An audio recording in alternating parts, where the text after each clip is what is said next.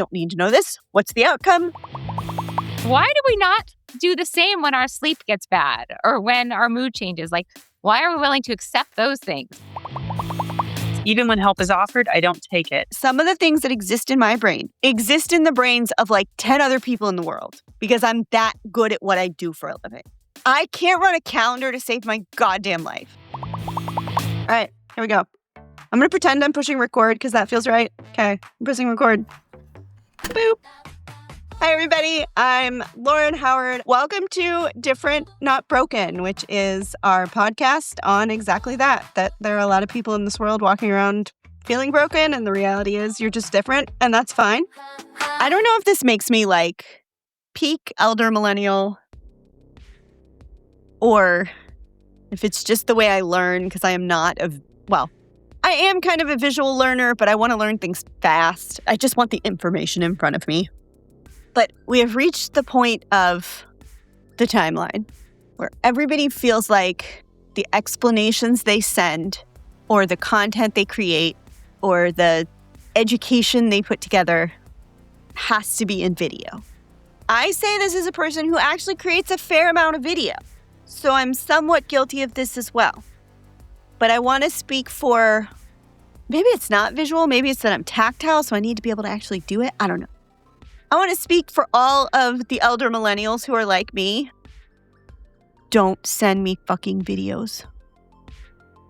I don't want them. I want a list.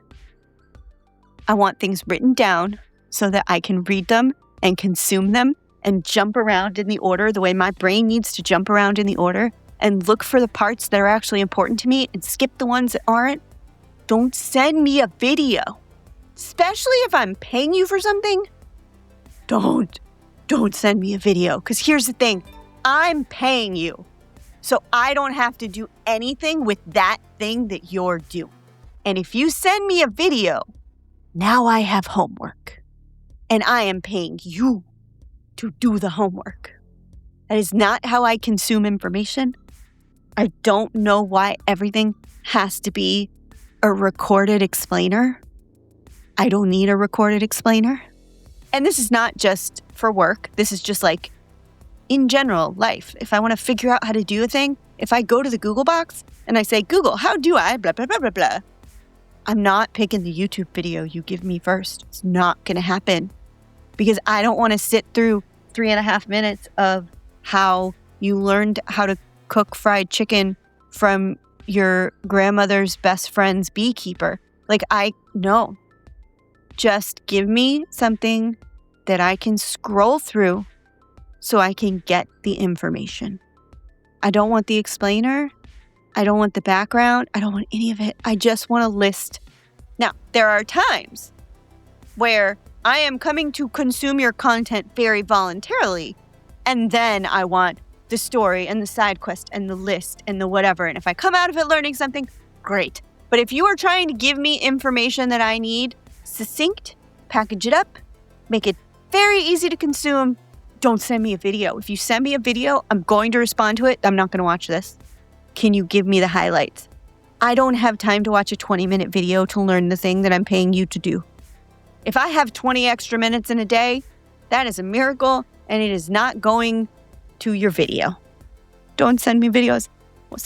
One of my employees called me yesterday and was like, hey, so-and-so sent over a video that they said we need to watch. And I just went, nope. And he was like, what do you mean nope? And I was like, no. I'm putting my foot down. I am not watching it. Can you give me the bullet points? Can you give me the highlights? And he was like, so you want me to watch the video? And I was like, if you could, that'd be great. Or you can go back to this human and say, hey, can you send this in a list that is consumable in the way that we consume things? Either are fine. I'll get the information. But I'm going to get into that video and I'm going to be like, don't need to know this, don't need to know this, don't need to know this. What's the outcome? That's the outcome that I need. Awesome. And then I just wasted 19 minutes of a 20-minute video because the nuts and bolts of it, I'm so proud that you know it. I'm so proud that you're good at it. I support you in being good at it. That is information you can keep in your brain where it belongs, and you can just give me the part that I want, which is the outcome that I am paying you for. Thank you very much. Certain members of my team learned yesterday that if a video comes through, I'm going to pretend it's dead. It doesn't work. The link is broken. I'm not watching it. Send me a list. Send me bullet points. Voice notes are the same thing, friends. Voice notes are the same thing. And thankfully on voice notes, at least, I get the transcription. And that's like a beautiful happy medium because it means that the person who tends to do better talking can share their information that way. And the person who consumes better by reading, I can get my information that way. But I'm just saying, if there's no transcription and you send me a 5-minute voice note, that is going into the voice note chasm and it's never coming back. It's just not. I'm sorry. I apologize that you did all of that work on my behalf and I consumed none of it. I do apologize. However, if there's transcription at the bottom, awesome. We can do that. Same thing with your video. If your video translates into like captions that I can just read, we're golden. Excellent. That's the way I want to consume information. If you just send me a video as like, here's all the information that you need, because then I have to take notes from that video. No. That's not my job. That's your job. I refuse. Anyway, I don't know if that's an elder millennial rant or if that's just a my brain doesn't work that way rant. I feel like there's probably a lot of elder, like we grew up, like I still want to go, my instinct when I need to learn stuff is still to go buy a book. That might just be me reincarnating the ghost of somebody from the late 1800s or something. I don't know. But I just assume that that's who I actually am inside. That's fine. But like, I still want to go read stuff from a book. And books you can like thumb through and you can find the right page and you can read just the parts you need. And it's great. Technically, you can do that with websites too. But like, yeah, that's the way I want my information. Please provide it that way or just know that it's going to go into the void and we only use the void for screaming. So if that's not what it is, it's probably not going to get the attention that it deserves. Sorry. That's the way my brain works. This week, we have a very, very special guest who I can't wait to talk to. It is Joanna Strober. She is the CEO of Midi Health, which is an incredible woman-focused healthcare company that is, again, focused on perimenopause, menopause, and all of the changes that we tend to see that have historically been like ignored, or we pretend that they don't exist, except they very much exist. So I'm so excited to talk with Joanna and to learn a little bit more about her company and also just talk about the things that got us to a place where she felt like this company was needed when it absolutely very much is. So Joanna, thank you so much for joining me today. Thank you. Well, do you mind giving us a quick introduction from yourself about the who, what, why? Tell us a little bit about the company and about kind of what got you to this point where you realized that this company was so very necessary. Yeah. So I'm Joanna. I am 56 years old. I have 3 children. I've had 5 careers, at least. I've done a lot of different things in my life. And I am a woman, obviously. And when I was starting in my late 40s, a lot of things started going wrong.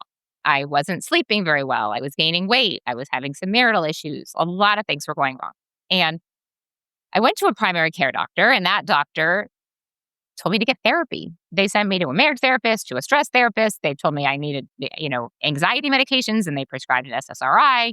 They sent me to get a sleep study. They never said, oh, wait, maybe this is all related to your hormones. And why don't we think about your hormones? And maybe this is a hormonal issue.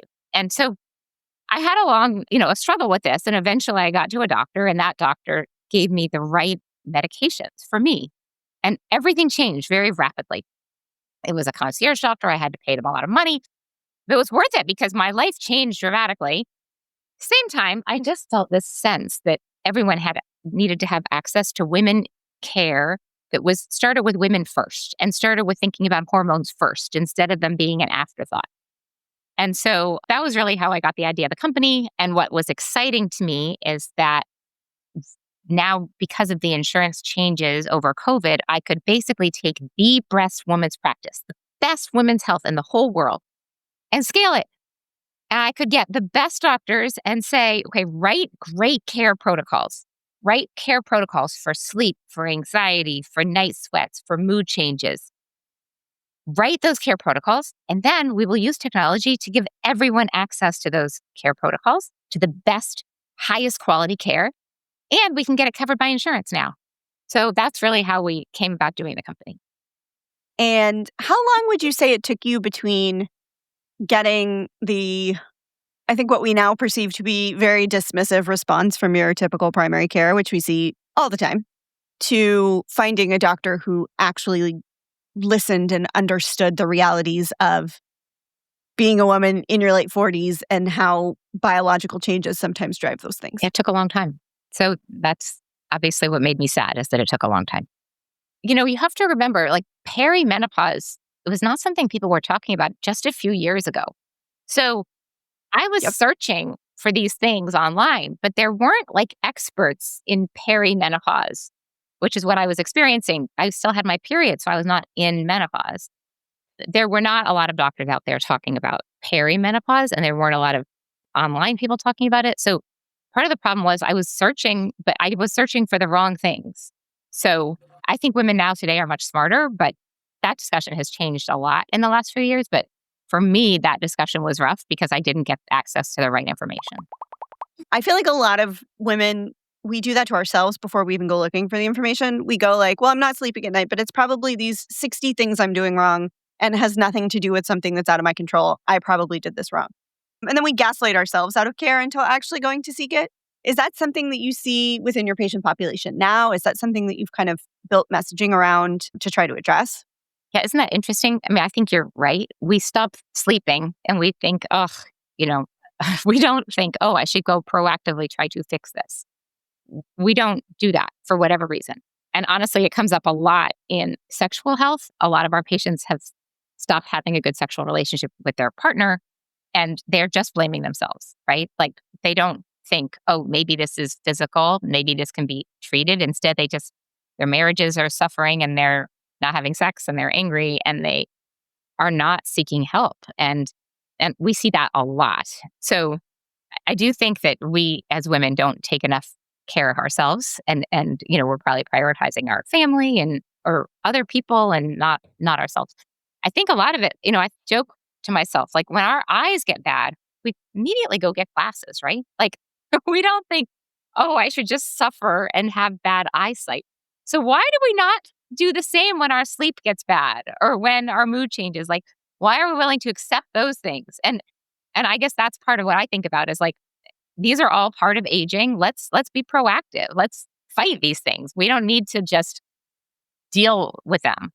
So, looking at kind of the populations that you see and maybe your own personal experiences, the experiences that people you interact with, how often do you see these symptoms manifest as poor concentration, as executive dysfunction, delays, or difficulties that maybe were, I never want to say that they didn't exist before, because I tend to find that when you start getting into these questions with people who are complaining about these things in their late 40s, it wasn't that it didn't exist before. They just were better at coping with it. They just were better at kind of, I won't say ignoring the fact that it existed, but just like getting by.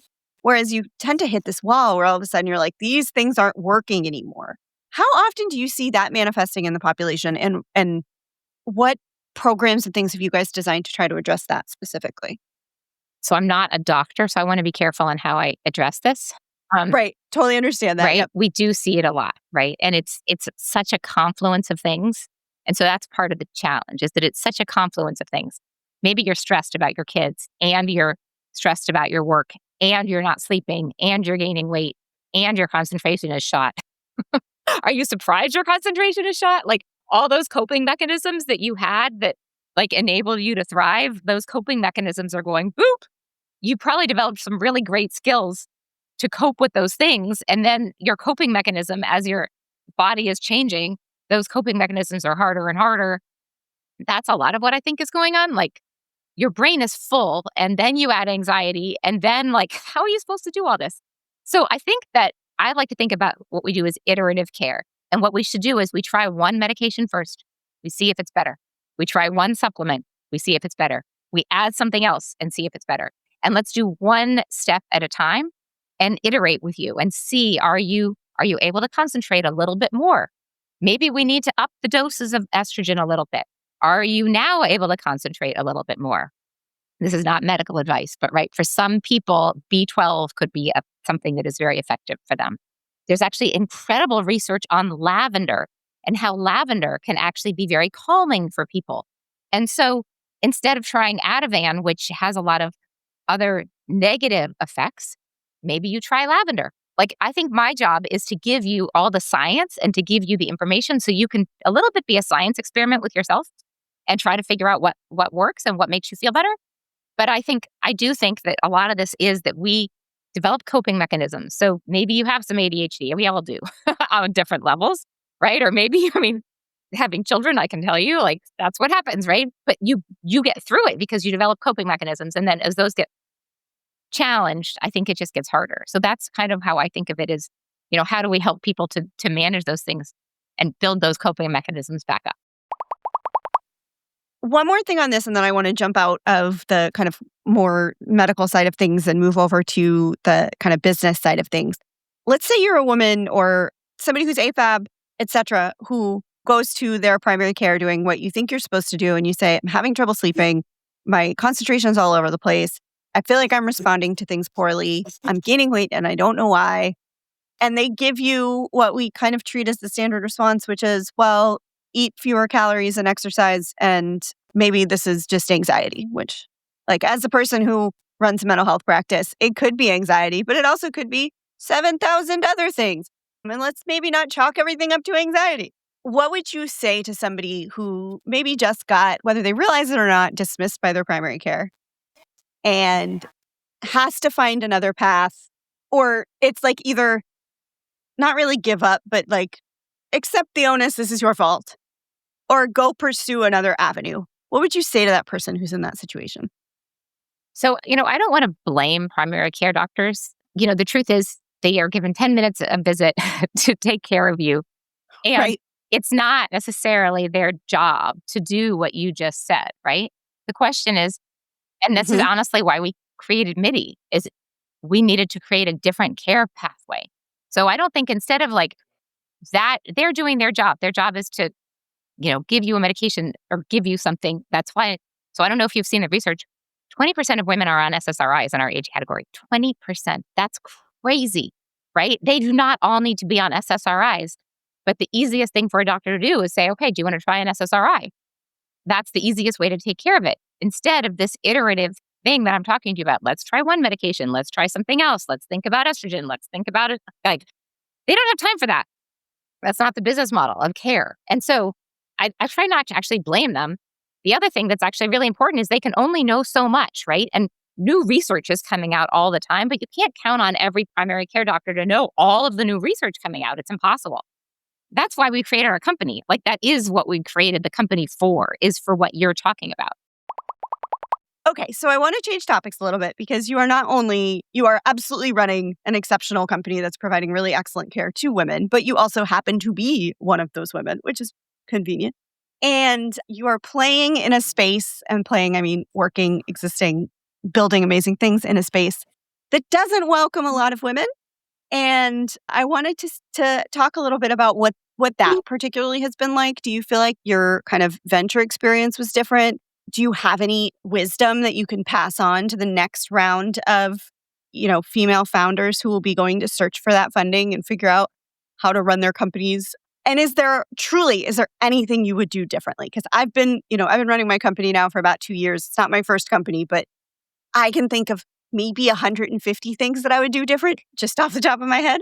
And so I wanted to just get your perspective on that, about what it's like to be in the space you're in, with just in this climate, in the funding climate in general, especially considering how funding has changed in the last 3 years so drastically. Honestly, I feel very fortunate, and I don't really think a lot about the other companies, or I just think about building this company, which is actually very helpful to me. So it doesn't help to get, oh, it's a hard funding environment for women. Like, I don't think about that stuff. I just think my job is to build this company into being the best company and to prove to people that a women's health company can grow to be a really big, important company in the world. That is my goal. And, if I fail, then I will fail, but I'm going to work my damnedest not to. But I think, if you start thinking about all those other things, it's very hard to actually focus on building your own company. So I just try to just focus on building this. So I want to touch on what you said, which is that a women's health company can do well. Was there ever pushback from people saying like nobody's going to invest in this, or this isn't the Absolutely. company And it was not to really try to clear scale? to people a few years ago that women's health is a thing. That's okay. Like, I don't think that's just, things, you have to come up with new ideas. And the reason why women's health company is a thing is that women are looking for it. If they're not looking for it, it doesn't exist, right? So it's a catch-22. If women just keep going to the old system and not going to new innovative women's health companies, then companies won't exist like this. So there's a market. It's just about a market. Women get Botox, right? Women they go to dermatologists. I think of it like women are looking for beauty. They're looking for health. They're looking to feel better. And our job is to solve that. But that's not how historically healthcare has been built. And so we just had to prove that there's a different way of building a healthcare organization. And it's hard. And, there's a lot of work in proving it. But that's really what we're still doing, is proving that is a real business. Did that ever make you kind of incredulous as you were trying to explain this to people, that you had to like actually spell out for people that women are different and sometimes require different healthcare? So I'm going to say yes, but there's a pattern recognition for people. You have to develop. When I'm trying to get funding, this is not charity, right? People have to believe you can build something into a big company. That's the belief. There's a pattern recognition of, there's been Google, there's been Facebook, there's been, this big company. Like, does this look like that? The answer is no, it doesn't. So we don't have the same margins as software companies, right? Like, there's a pattern recognition there, and we're breaking that pattern. And so my job is just to show that now we have to prove that there's different patterns, right? And there's different ways that people can be successful. But I don't blame the investors. Like, they are trained. Their job is just to make money, and they have certain investments that make the most sense to them, that can make money. And now I have to prove that I can do it with a different pattern. Well, you hit on something really important that I think we probably don't talk about enough in healthcare. And when I say healthcare, I mean specifically either value-based or fee-for-service healthcare, though I think health tech probably experiences this some to a degree. But when you start talking about like hockey stick growth, like you're not going to get hockey stick growth off of insurance reimbursements. It's just, that's not the model. And it's one of the harder things, I mean, especially as we started having funding conversations as well, like explaining to people that there is a part of you that has to want this to succeed just as much as you want your money back. Not that we're not saying we're going to give you your money back. Not that we're not saying that we have multipliers here. But like, we're not selling widgets. You're not selling something that has a cost of goods of $2 that you're charging $12 for. That's not healthcare. I do think that AI is going to change healthcare. And I think it's going to actually create some pretty amazing opportunities to enable providers to just focus on the care, and we can automate the rest of it, right? So if you can automate pre-authorization, you can automate billing, and you can automate a lot of the other tasks that take a lot of time and energy from the providers, and you can make it so your only job is to do care and the rest of it is automated. I actually think that's a pretty extraordinary opportunity. So, I mean, we're looking at that very carefully, right? How do I use AI to train our providers to offer better care more efficiently? There should be less burnout because they can spend less time on paperwork, less time fighting to get reimbursement for weight loss medications. Like, right, a lot of the things that they do that they don't really enjoy, we should be able to automate. So we should be able to actually just enable them to spend time on what they do like, which is actually talking to patients. And so I do think there are really interesting technology companies or, AI platform companies that will be created that will enable better healthcare. So I'm actually very optimistic about that. I think there's a part of that we don't talk about enough, because I understand the hesitance toward AI as much as I understand the eagerness toward it. Like, I get both sides of that. And I was a skeptic. I still am a skeptic, but very much a skeptic of it in healthcare. But the more I get into some of these newer systems, and again, I get not only pitched stuff, but I get asked to consult on stuff like this all the time.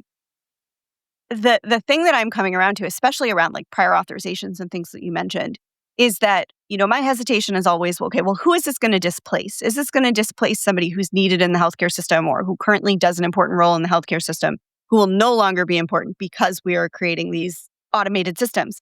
And what I have found, the more I dig into this, is we're fixing things that aren't getting done anyway. Like the number of prior authorizations that physicians' offices just don't do because they don't have the bandwidth. And if it's not approved, they just say it's not approved by your insurance, even though there's probably a form, there's probably an appeal, there's probably another level that you can go to. There's probably like a phone line you can yell into. And those things are not getting done. And that's I think that's part of the deal. Like they do it on purpose. If we bureaucratize this so much that we won't have to spend the money on the medicine. And I totally get that. But those solutions that you're talking about, what they're doing is basically fighting back against the bureaucracy, not against the parts of healthcare that we actually need humans involved in. Like if we don't need another human to ever do another prior authorization and that person can ensure that our patients are getting the exceptional care and the time, and the access to things that they need faster, like please let's build a system that does that.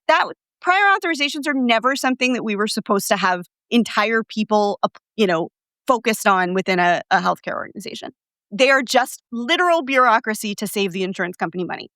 And so, like, yes, I agree with you. I think if we can finally find the pieces that get patients closer to medication right now we have a practice that we run that we have to do between 3 and 4 prior authorizations for a single medication. It takes weeks, even if we get an immediate response, because sometimes the systems don't notify you. Sometimes they don't send the prior authorization through the right system. Sometimes we have to sit on the phone to find out. None of that is necessary. That is all healthcare bloat. And if we can throw AI at the healthcare bloat and actually get people access to their own care, I'm on board for that. So one last question before I let you go. And again, I so appreciate you giving us this time and sharing about what you're working on because it's so important to our listeners. If you meet somebody who, like you, maybe has an idea for a company that has never seen, the marketplace has not seen anything like it before, or they're about to go on to their venture journey and they don't know where to start or they're nervous, what would you say to that person who is like you on day one where you had this idea? You're going to get a lot of no's. And my suggestion is you listen to them very carefully. So don't just assume that they're not taking you seriously. Listen to them. Listen to what they say. Get their feedback.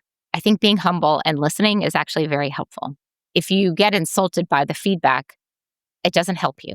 So my suggestion is listen really carefully to what they say. See if it's relevant. See if you should listen to it, follow it, not follow it, iterate. But, a lot of those people who turned me down at the beginning of the process gave me very, very valuable information. And some of them ended up investing later. So I actually think you should be very excited about your idea, but you should be very humble and listen because those people who are turning you down, their job is mostly to turn people down, right? Their job is not to invest in every company. Don't be insulted. I think a lot of times as women, we get insulted, for example, Right. and we feel hurt and we feel like, oh, they're sexist or they're this or they're this. And the truth is they're only going to make a few investments a year. Maybe yours is the right one, but I would just listen to them and see what they're saying and then keep iterating. And if you believe in your company, just keep building. And I think the more you don't get insulted and the more you just listen and just stay in learning mode, the better off you are. Well, Joanna, I really super appreciate it. Thank you so much for the time. It was lovely talking about you. If people want more information about your practice and what you guys do, where can they find you? Yeah, we're at joinmidi.com. So just JOIN midi.com. And we offer insurance covered care for women for really all parts of women's health in all 50 states. And now we'll go to Alison, who has this week's small talk. We have a question from Omar in Dearborn, Michigan. I'm realizing how much I've internalized the idea that needing support equals failure. Even when help is offered, I don't take it. How do you learn to accept support without feeling like you owe people something? Well, first you can ask them if you owe them anything. It's a really good way to handle it right up front. I really appreciate you doing this for me. How can I help you back? Or what can I do in return? And if they say nothing, you take them to mean nothing.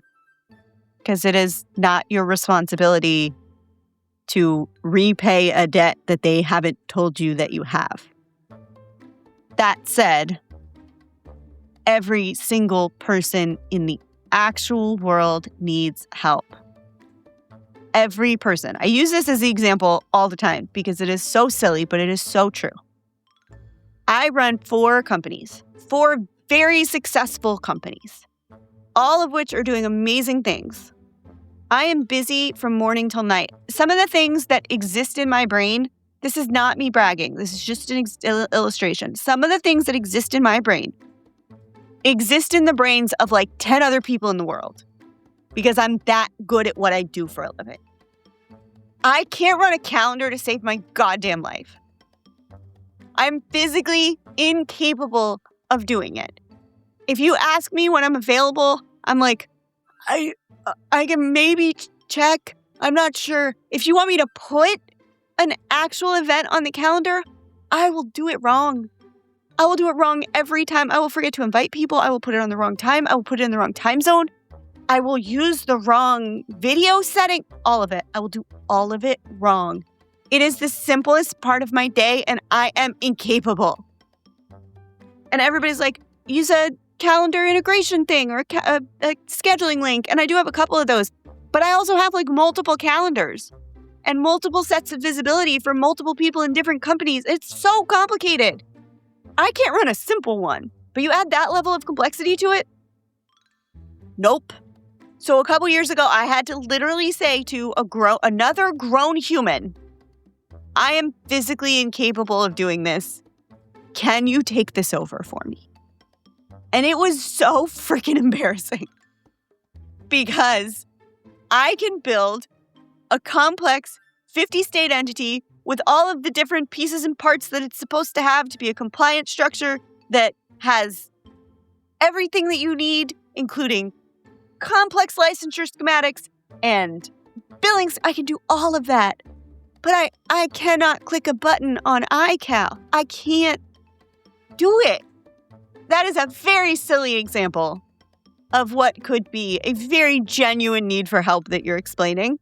But the point is that everybody, even the most productive people, even the people who have the biggest support systems, even the people who look like they have it together all the time and never break a sweat, even those people need help sometimes, and sometimes we need help in places that are the silliest things. Now, I often need help in things that are very not silly.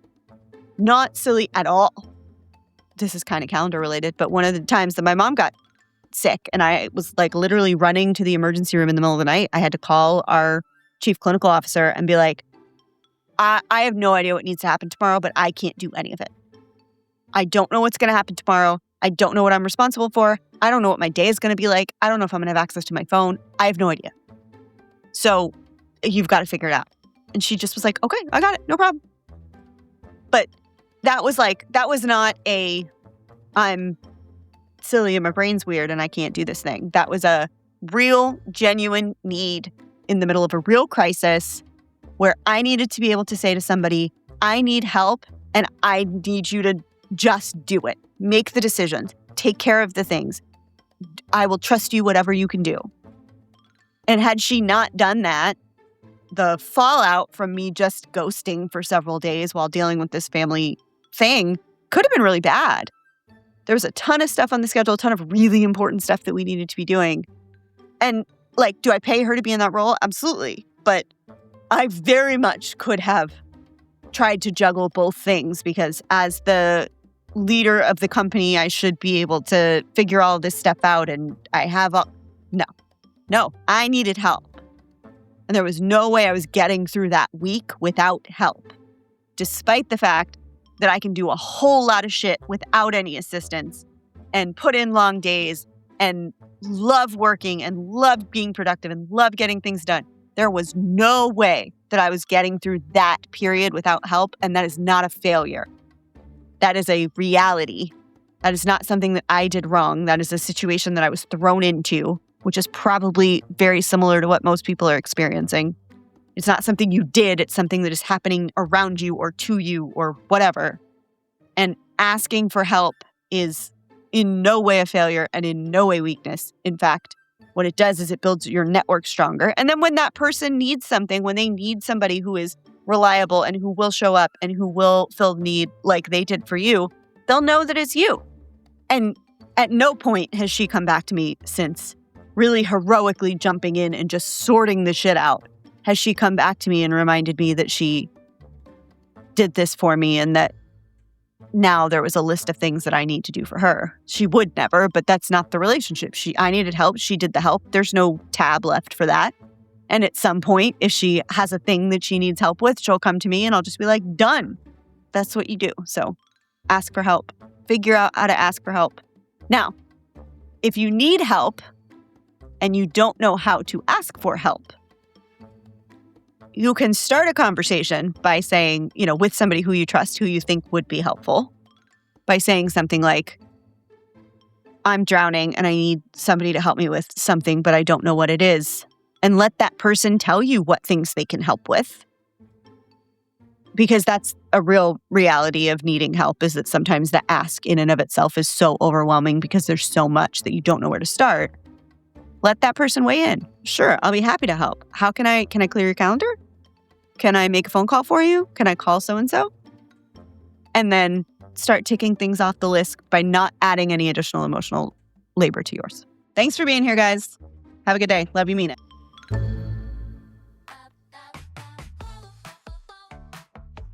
Don't give me fucking homework.